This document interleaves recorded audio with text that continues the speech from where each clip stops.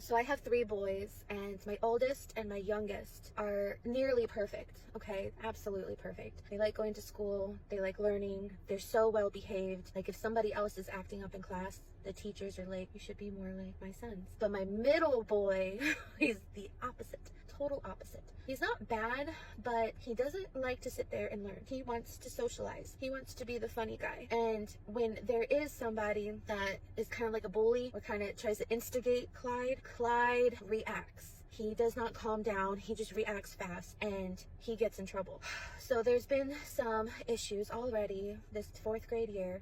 But yesterday I had him run around the yard. I'll add the clip. He was running around the yard. He walked around the yard and he did some exercises with his little brother. They had so much fun yesterday. Hours of physical fun. So I'm like, okay, cool. This is going to get a lot of his energy out. It'll help him stay in his chair and he'll do better. I still get a call from school. We all talked, Clyde, me, and the assistant principal, and there is a kid in his class. They are not near each other, but they face each other. And I know Clyde, like if they're facing each other, Clyde cannot ignore anything. So we talked about it and they turned to Clyde. Clyde is not looking at this kid, but the kid is looking at Clyde. And the kid was trying to get Clyde's attention and was instigating. But with Clyde not facing him, it was easier for Clyde to ignore it. And other kids were able to take the time to realize the other kid is starting it. And the other kids told the teacher and Clyde didn't get in trouble. The other kid did. So we talked, me and Clyde talked. I'm like, see, because you did not react, it gave other kids a chance to realize Clyde is not the problem, okay?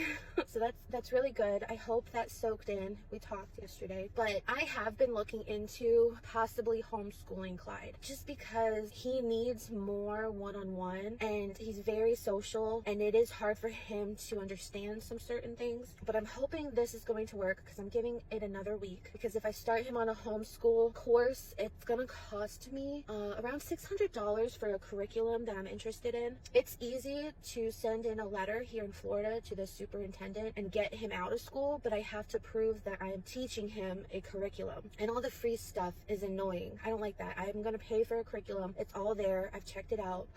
One, I don't have, like I have $600, but that's going towards other stuff right now. But if it's to keep Clyde out of trouble, like he's already gotten a referral and I get a phone call every day, sometimes twice a day, and I don't want this bringing him down. Like some days I almost feel like, Clyde, what is wrong with you? You know what I mean? Like I don't want to hate my kid all because he's mixed with 30 other kids in class and there are kids messing with him and no one is there looking out for Clyde. And I don't want that to ruin Clyde's future, because Clyde is a very good, caring kid. So he would be my only one I'd be homeschooling. But I can't tell my youngest one that. I would have to tell him that Clyde is going to a different school because he wasn't doing good at this other one. Because if I say he's at home, then he's like, oh, I want to be home too. It's like those two together are not good.